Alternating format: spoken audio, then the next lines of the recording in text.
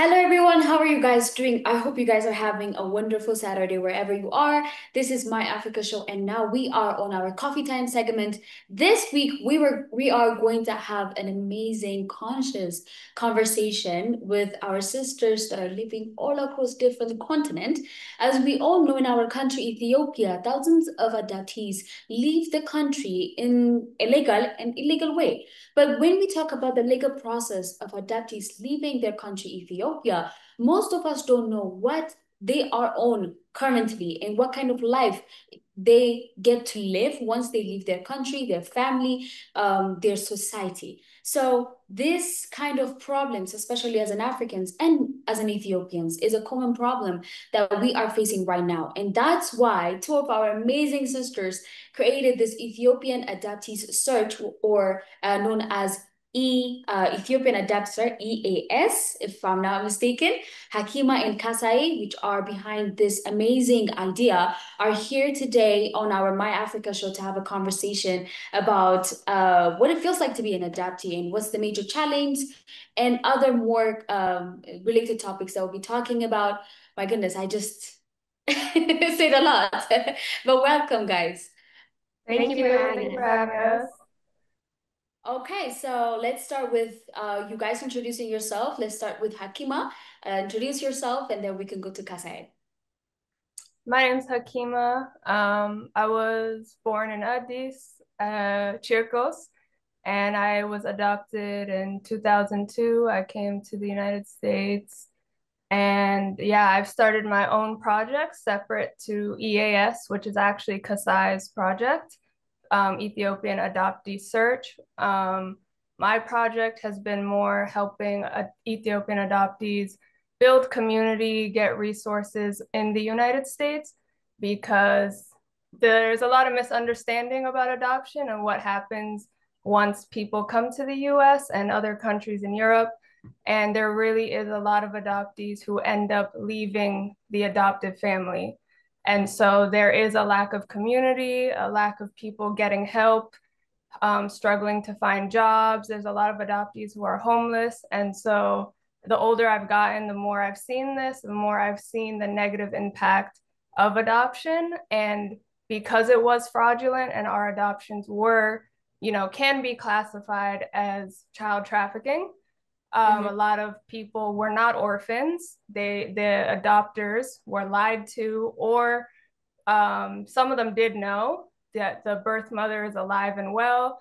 And so it really is a matter of separating families, and it really was for profit. And so, because of those things, there's a lot of negative impact, and it really does take apart people's lives. And so, that's my goal, just to help people get jobs, a safe place to live, help with their mental health, and just healing from being taken from your country. It's very, very traumatic. And yeah, it changes your whole life. So that's my Interesting. goal.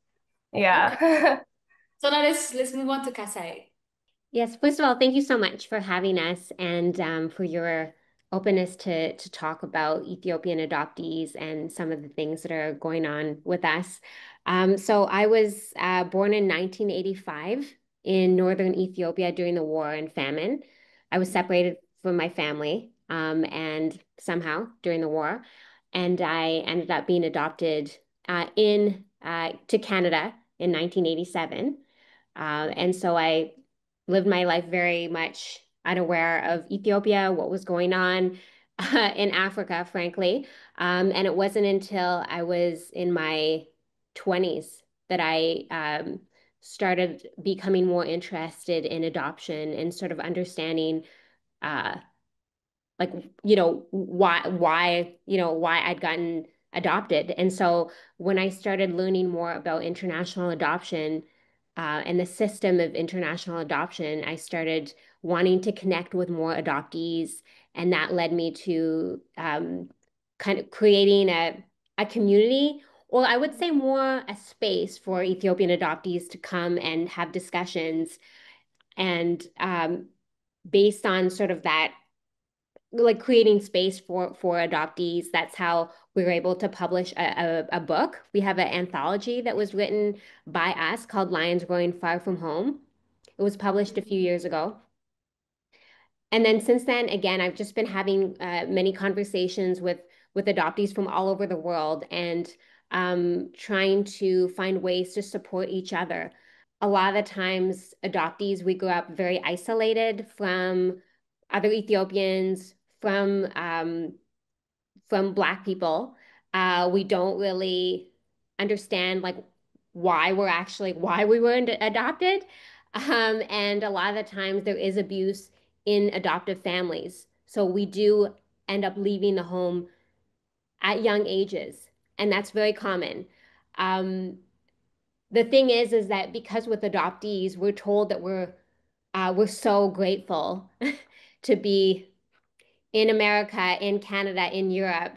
We're told that we're going to have such amazing lives, um, and that we should be lucky. It sort of stops us from actually talking about the violence that was done, first of all, removing us from our families in Ethiopia, and then also, the types of things that happen in our adoptive families.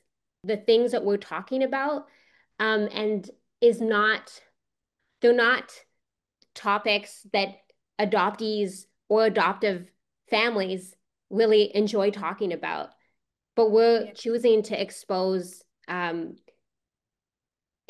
the reality of Ethiopian adoptees because a lot of us are suffering. So I want to just start the conversation there because that's why I keep sort of doing the work that I'm doing with talking about adoptees and trying to see how we can support each other. I was always very overwhelmed, like what am I going to do? And then eventually I decided to create Ethio Adoptee Search, which uh, the goal is it's really to help spread information about adoptees and families searching for others. And the goal is to share information in a way that is cost effective, it's free, it's on social media, as opposed to having to hire people who are often involved in the sale and harvesting of children.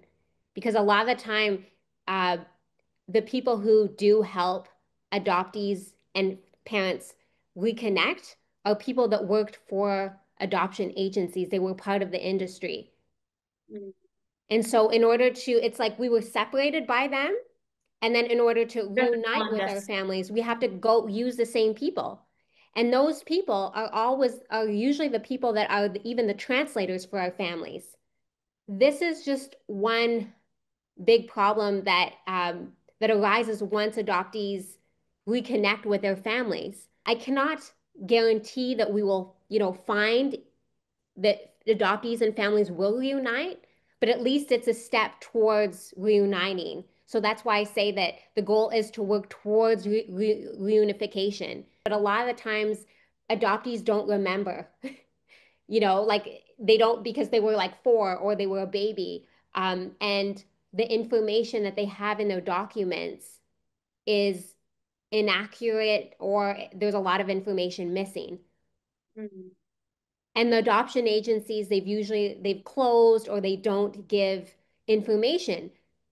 And that's and what people need to understand is this was by design.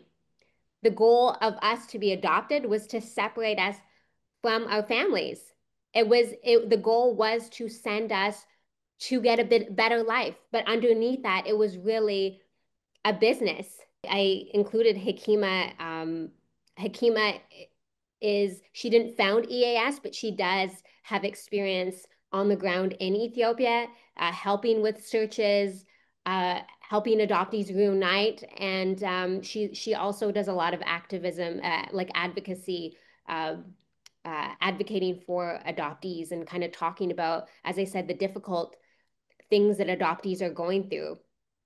So, sorry for interrupting you because I wanted to ask you this question because you kind of mentioned it when it comes to adoption, there is this misconception that we see from both the families that are giving their kids and also the ones that are accepting their other people kids to raise and to make sure that they are healthy, protected, and all of that.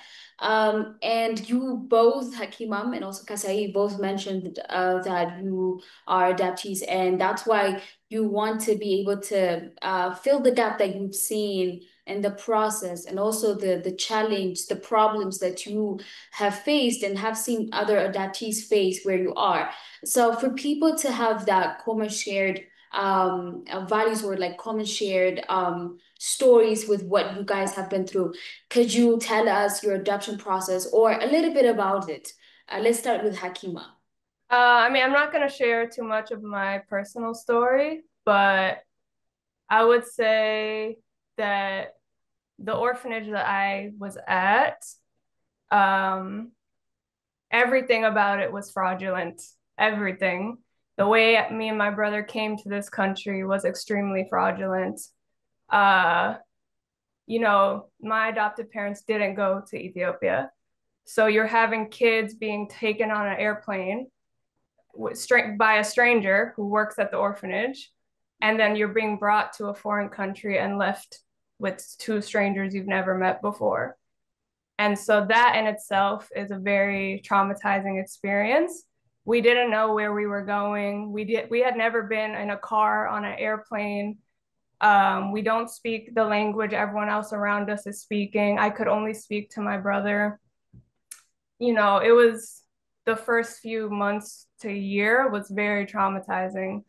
And the older I got, the more I learned about the orphanage, and the more I kept seeing that other kids at the orphanage, nobody was an orphan. Everybody's, maybe their mom, their dad, their aunt, somebody was alive and healthy and wanted to raise them. But this is when it's a conversation about financial manipulation, or a lot of the times these birth families in Ethiopia, they were just lied to. So they say like, oh, your kid is going to go to America for school, your kid's going to go to Europe for school, and you'll see them again at 18. But when I got to the US, my adopted parents, they're being told that I was an orphan and I had nobody at all. But I had a sibling, I had a brother who was still there in Ethiopia. And so, yeah, just the older I got, the more adoptees I met, I realized I'm not the only one with false paperwork.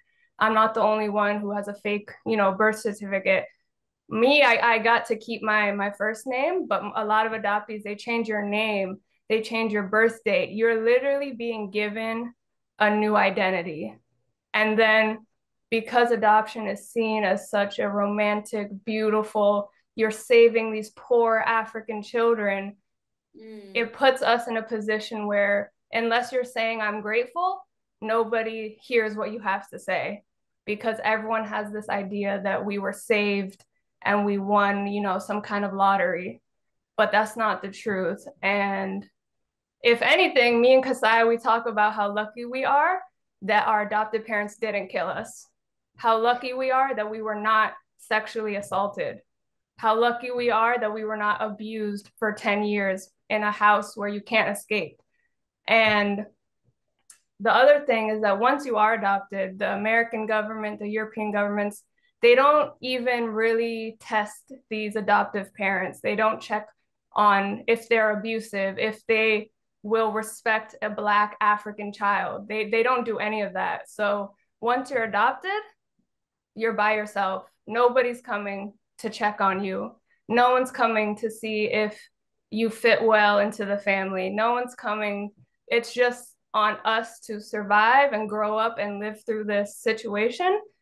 And it's even more, in my opinion, like for those who cannot find their family because the paperwork is so fraudulent, and they were even more fraudulent than in previous years. And they were going straight to the village and saying, who wants their kid to go to America? They'll go to school. They didn't explain adoption. These people, they're speaking Sidaminya, they're speaking other languages where adoption is not a word in their language. And so it is a real It's child trafficking, and it was a real crime against Ethiopian families. And yeah, at the end of the day, just because some people ended up with loving adoptive parents because you get to live in America, that's great. But at the same time, other kids were literally killed. Other kids didn't even make it past 18 years old. Ethiopian adoptees, we have very high rates of suicide, very high rates of drug addiction, homelessness, all these horrible things. And the diaspora, they don't really know what's going on. Ethiopians back in Ethiopia, they think everything's great and beautiful. And so it just leaves adoptees in a very lonely, like middle place. And so that's my goal. Like within my own story and other people I've met, the more I learn, the more clear it is that we have to speak up, that we should be saying something.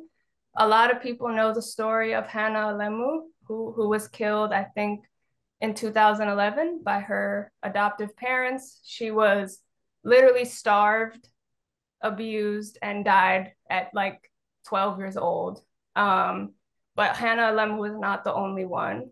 We just don't know the names of other adoptees who have been killed. It doesn't make the news. A lot of these adopters, they hide information, they protect each other. Recently, there was another death in 2022 of a 10-year-old boy named Begadu.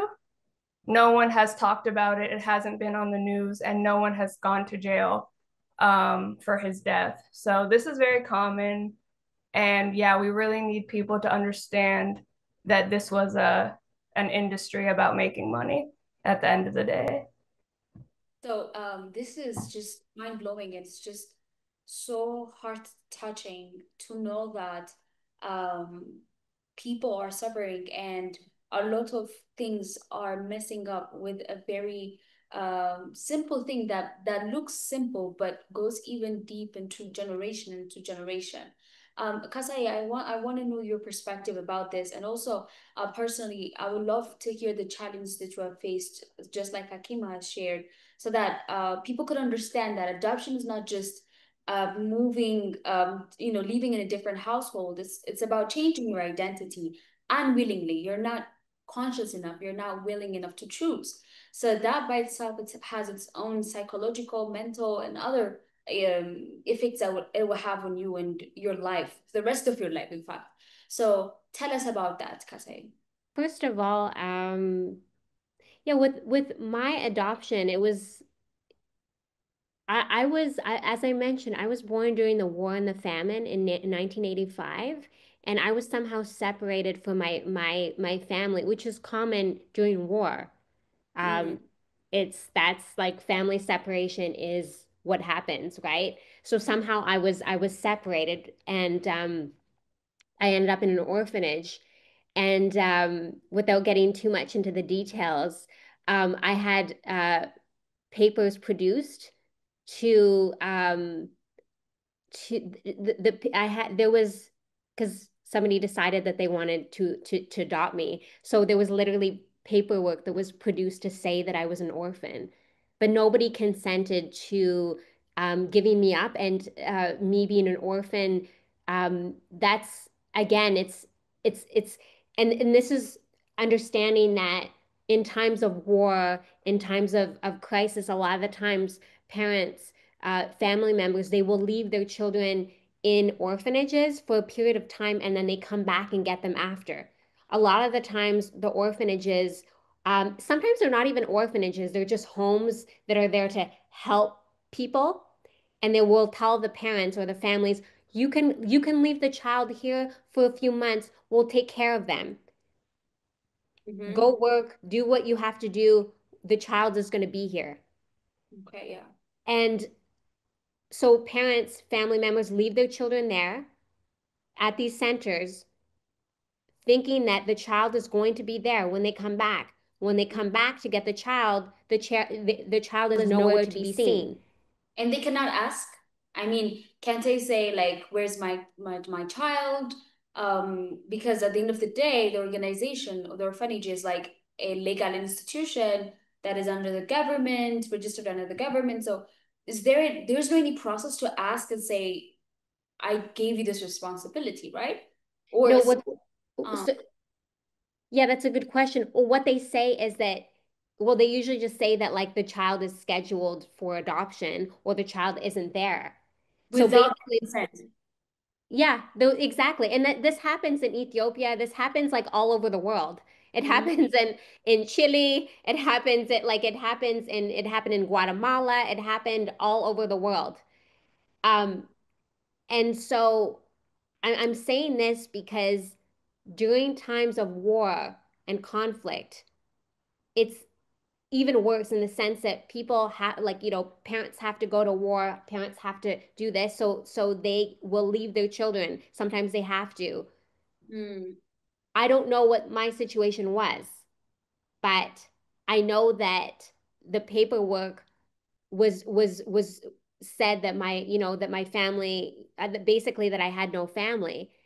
But then as an adult I found out that that wasn't true, that my father was alive and he went to war. Actually, no, that's not true. He didn't go to war. I assume he went to war because there was war happening in the area that I was from. So I'm saying that to sort of paint a picture that these children, the way that they're taken is it's very sneaky because it's mm, like, oh, like you're not able to take, you're not able to take care of the child. And so they kind of use these reasons, like whether it's war, whether it's poverty, whether it's being a single mom, single father, they kind of use that to their advantage to take the child away. When the parents, the family members, they didn't consent to having their child taken away. They didn't even understand what adoption meant. So when parents like, go back to these centers and say like, hey, I like, they're like, no, you agreed to it. The mm, paperwork is done. And sometimes they even make them sign. Like there's many examples like that, like in Ethiopia, just all over the world. It's so I'm mentioning that because I think it's very important to understand like the just the process that happens of of separating families. mm. So and all this is because, well, all this, the idea is like, well, the child is going to be better in Canada, they're going to be better in the US, Mhm. France, because they're going to get an education, they're going to get a new family. And all this, it's really about like status and maybe prestige. Exactly. But it's actually ignoring really critical aspects of like what it means to be a human, which is, being attached to your family, knowing your culture. And that is sort of exchanged for like this idea that we're going to be happier because we'll have more money and an education. We didn't really get what we like the promise of adoption. Like some people maybe did, but at the same time, there's just so much to be said about like the trauma of being separated from your family, not even to mention like the bad things that can happen when you're being raised, taken care of by strangers. As Ex- Hakima mentioned, like when you were adopted by people, they have no connection to you. They have no connection to you, your family, your culture. Like that just increases the chances of abuse and mistreatment. Exactly. And I feel like that's the exact problem because they are they are created to think that being an adoptee and living in abroad and being able to live in the US, being able to finish your education there made them the people made them think that that's just like being served on a golden plate. So me being conscious enough and thinking maybe I would have been much happier if I lived with my family is like being ungrateful. So they don't want to face that actual thought and the actual fear and the actual pain that they have gone through. And I feel like this will actually lead us because Ethio Adoptee Search is mainly trying to fill up this gap and try to solve this problem, not only from the family side, but also from the adoptees. And making such kind of projects come true helps adoptees feel like seen and heard, and that they are not going through something new. A lot of adoptees are facing the same problem, and I think it has its own psychological, physical, mental, spiritual impacts that you will get to face when you're in this process. So let's come back to this project, which is so amazing, and you should be really proud of this. And I feel so happy that we're having this conversation. In fact, I want us to talk about the challenge, because now you guys told us as an adoptees, you shared your own personal experience. But let's come and talk about as a project. You know, when you're trying to connect different families, kids, children that are separated from their families. Of course, institutions, different orphanage companies are going to stand against you, might stand against you. Governmental bodies might or might not help you. So there are going to be different factors that will affect this process. So what are the major challenges that you have seen or faced when it comes to the Ethio adoptees connecting process, you know? Hmm. Well, I would say, I mean, it's very small. I started very small, and because it's pretty much a one-person show, um, I haven't really faced a number of huge challenges. Mm-hmm. Um, I would say the biggest one is really just the language piece, like the translation issues. Making sure that I can translate um, the information in like Amharic or Walitenya or um, Afanuromo. Like it was more like like reaching on like reaching people on the Ethiopian side. I think that was really the biggest challenge. I haven't faced any challenges with people trying to like threaten me for what I've been doing. I haven't, I mean, frankly, I Frankly, I would would almost almost love love to. to. Yeah, I mean, I would actually kind of love to have that because it would show like, wow, I'm making a mark. Like if I'm getting threats, perfect. But I haven't reached the level of actually getting threats. But you're right in that what we're doing is it's definitely challenging the way that things have been done. Mhm. But what I really want to see is that people taking like kind of taking their power back and starting to share information on their own because as one person with this platform um like there's not so much that I can do. I can just share information, but in terms of like getting like thousands of requests and trying to connect people, that's very, this is like the work of an institution, not one person. So my goal is to just encourage people to get their own information out there so that they can make their own connections with people. But I would say the biggest issue is the reach on the Ethiopian side. Yes, but on the Ethiopian side, like say if families in like Walaita or Sidama or Bencheko, uh, I can't necessarily reach those people. Um, and that's kind of my goal because there's a lot of places villages in the south who like all the children were like taken away and Mm, these people are um they don't necessarily maybe so I mean some people do speak Amharic but it's like how to reach these people like in the villages mm, like they deserve to have like they deserve to have access to their children that they lost because there's this exactly. idea like oh like from the countryside there's a lot of sort of um part of it is rooted in classism, right? Like, oh, they have so many kids. Oh, but it's like these are their children. Like Mm, they deserve to know where their children are. that's exactly, that's so true. And I believe that we need to break this fear. It's because it's not common to see people say, oh, I am an adoptee and I came through this path. I want to reconnect with my family. There is this, I don't know, shield or something that it's so scary for someone to go out there and speak about themselves in that sense. And so I feel like this is like a good sign for people to break this kind of atmosphere and just go out there and share their information, as Kasai mentioned. So Hakima, now let's come back to you. And I'm really fascinated because being able to get where you guys are now, have the kind of mentality that you guys have, and being able to do what you guys are doing takes a lot of courage. And I know it's not easy.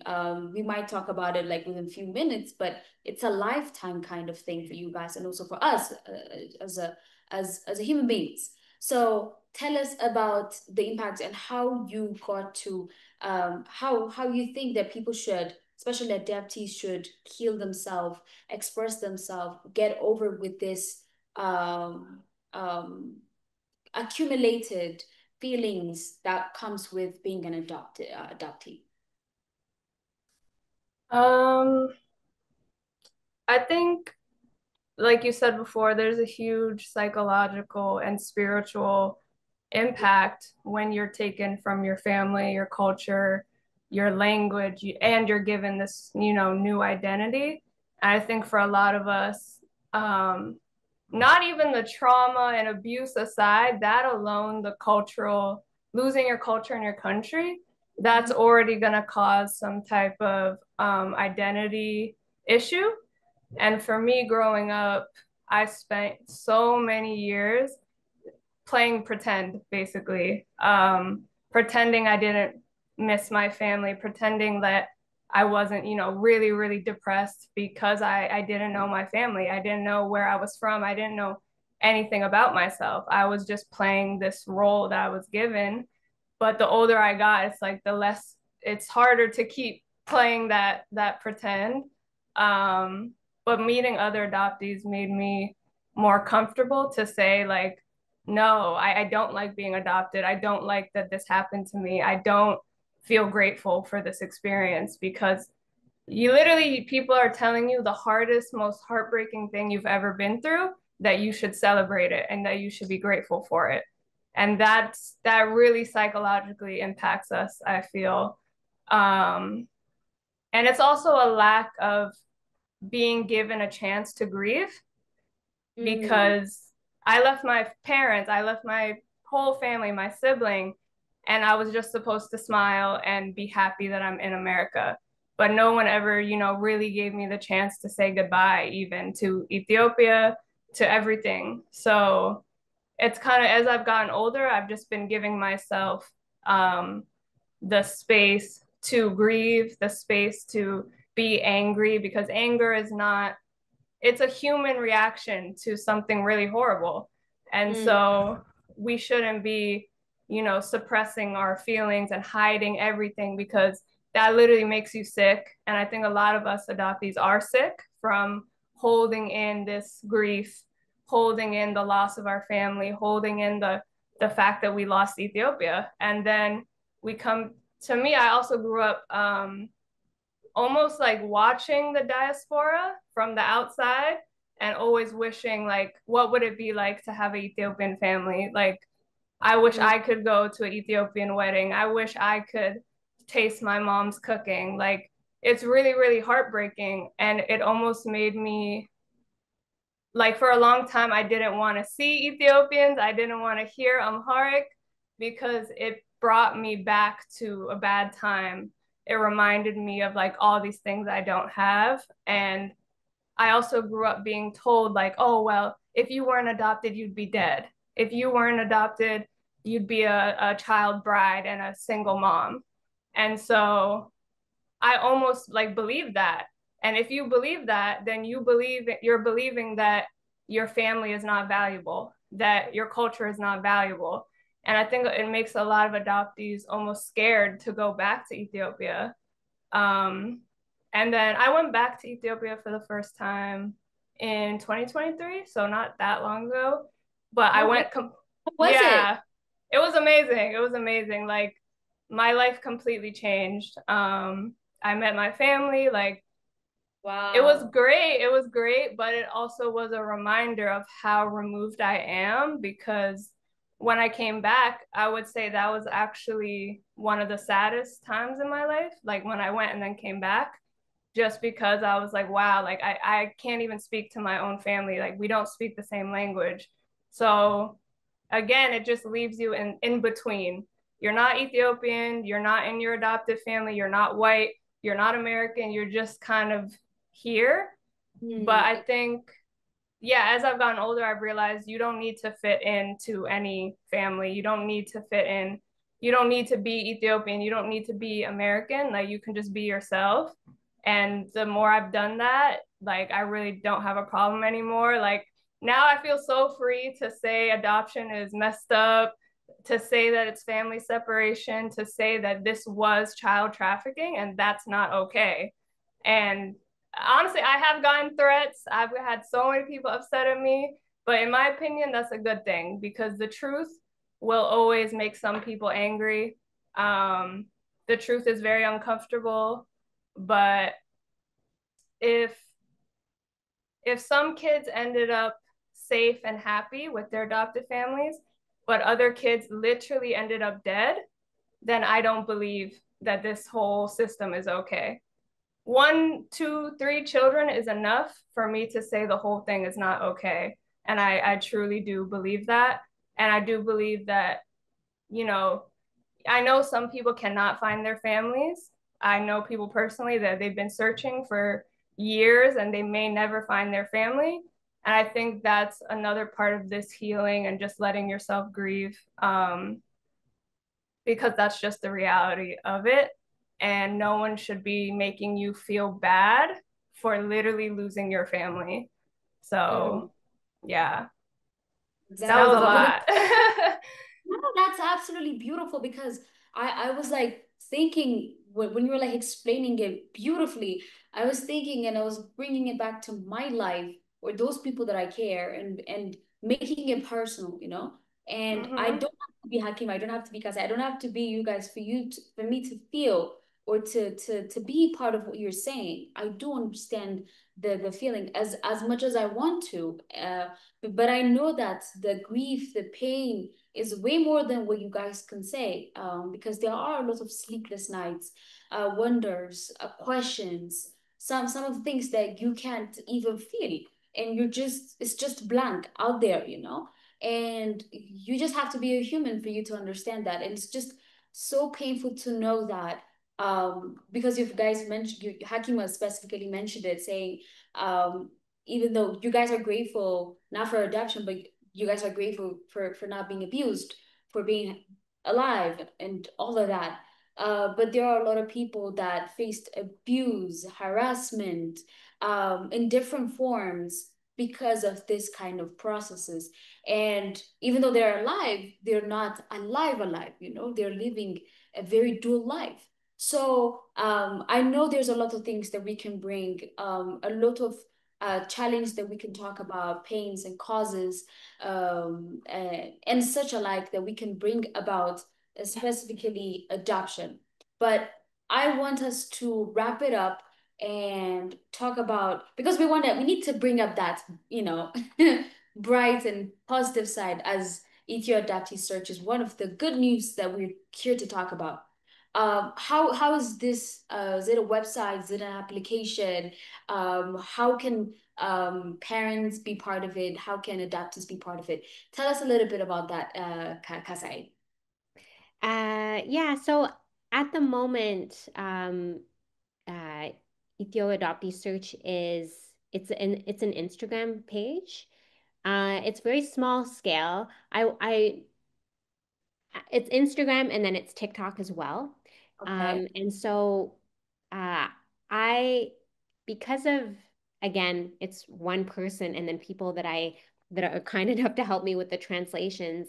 Mm. Um, I, I can't accept too many requests. So I really want to focus on I want to focus on supporting the people who have sent me submissions. I want to keep sort of getting their attention. I would like for them to get more attention.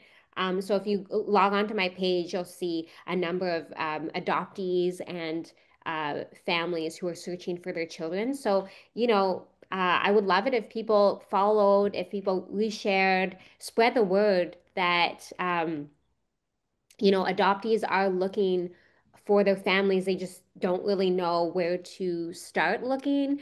And then families, the same. They're not really sure like where to find adoptees. So I want to encourage people to, look at what I posted and try to, Be a um, bridge.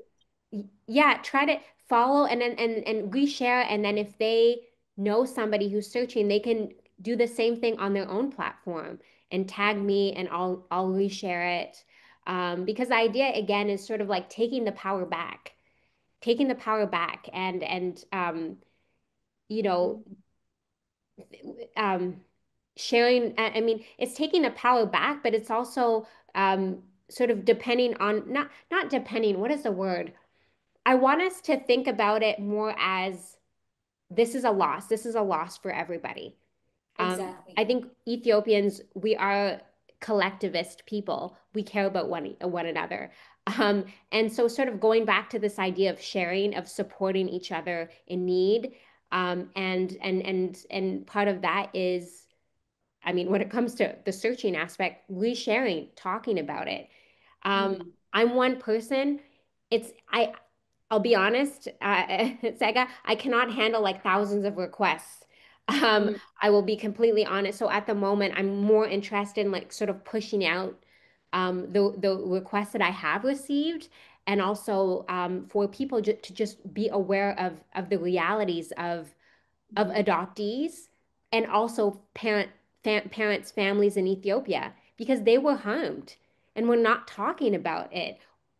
There are 16 about over 16,000 adoptees in the US alone. That means how many families in Ethiopia who've lost children? Exactly. That. Worldwide, I believe, again, there's not good statistics, but some about 30,000, maybe a bit over 30,000 worldwide. I'm not sure. That is a lot of families who've lost children, who were told that their children were going to whatever country to have a good life and to come back. Like And that's change the lie. life. Yeah, that's the lie. But I mean, and then they're like wanting to search for their children, but they don't have the information, and that was done on purpose. So we have to think about it as it's a lack of rights of the child. And it's also a lack of rights of people who are vulnerable. Mm, So we need to think about that. I think that's very important. Um, yeah, that's what that I mean, I think that's really like the takeaway to think about it as a lack of rights. Like we, having access to our families, to our children, that to me that should be a right, especially in this context. exactly. Exactly. I, especially after this conversation, I've understood that it's not something that to be done between two, three people. It's a collective thing. And I know you've because you stated that you cannot, take thousands of people sending their forms saying, "Oh, I've lost my family," "Oh, I've lost my uh, kid." Because at the end of the day, you're trying your best, you guys are trying your best, but this is a collective thing. And those of you guys that are watching this episode that is living in Ethiopia, knows adoptees, or that's living abroad, that wants to be part of this project, that wants to contribute, please, it's just all about being human after all. So let's take this initiative and be part of this amazing project, because it's not only for Ethiopians, it's going to grow and become something that will change the way we see adoption. And even if adoption is going to happen, it will be in a legal, proper way that it won't affect the identity of the adoptee or the families that are giving away their part of themselves, at the end of the day. So I definitely agree. It was lovely having this conversation with you guys. Thank you so much for coming here, for sharing your experience, for being out here and say what you guys have to say with this boldness and with this courage and braveness. It really means a lot. I feel so grateful for having you guys on my coffee time. So if you guys have anything that you love to say as your last word, let me give you the chance and we can conclude. Just thank you so much, Batam Mama Ganalo. Please follow Ethiopian Family Search. Uh, Follow us everywhere, and please try to learn about adoptees experience and take away this idea that everyone has been taught about it, just so that Ethiopians are such a communal culture. We are so together. Everyone, their neighbors help each other, family helps each other. So adoptees need to be included in the community in Ethiopia and in the diaspora, because no one deserves to be alone navigating life, especially on top of that when they can't find their birth family in Ethiopia. So yeah, we just really need community. That's what I would say. All right. Yeah. How about you say? Sorry, hope I didn't cut you off. Yeah, I would just say that, yeah, again, going back to the idea that, I created Ethio Adoptee Search with the idea that this work is not one individual. It is a community. I want everybody to participate.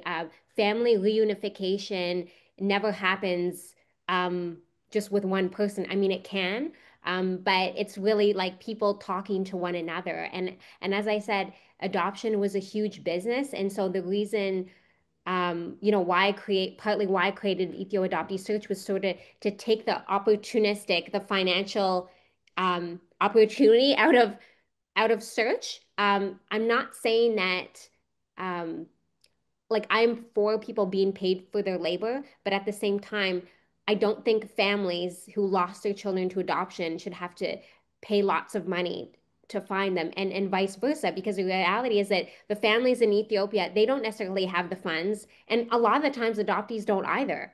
So there's cost is a huge prohibitor to searching. So that's also why I want it to be cost effective. I want I it, we deserve that.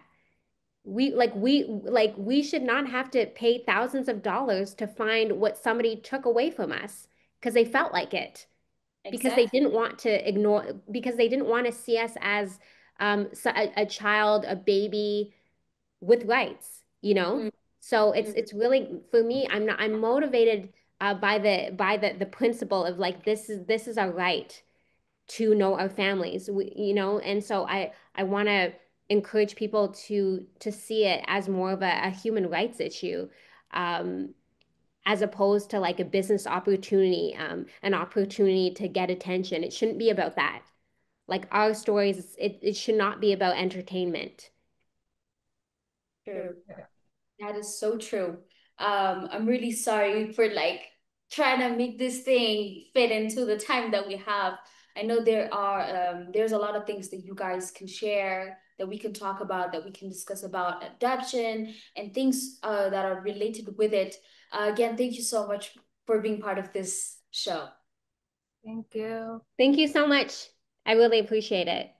All right. And also, I would love to say for different people that are watching this episode, governmental bodies, private companies, individuals that can contribute, that can put out what they feel like they can give to this project, I would love to call out for those of you guys that can be part of this project.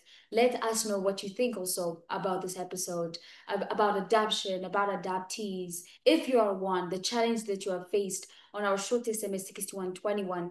For those of you guys that are watching us on different social media platforms, this is also your platform to share your experience and your thoughts about what we have discussed below this video. Again, Hakima, Kasai, thank you so much. You guys are amazing souls. And of course, I'm sending you guys love and I'm mentally hugging you guys from Ethiopia. And yeah, stay safe and protect yourself. I hope we will have another conversation with the bigger things. Yes, thank you so much. Thank you so much. I'm a Siganalo. All right. Ni Mama sa ganalo. Goodbye. Bye. So, guys, this is our coffee time segment. Now we'll be passing on to our spotlight, where we went to this African Development Conference held at Capital Hotel and Spa. Different officials were part of this program, this conference. There was a panel discussion, and of course, I had some few words with the people that attended this conference. So we'll be passing on to that. Stay with us.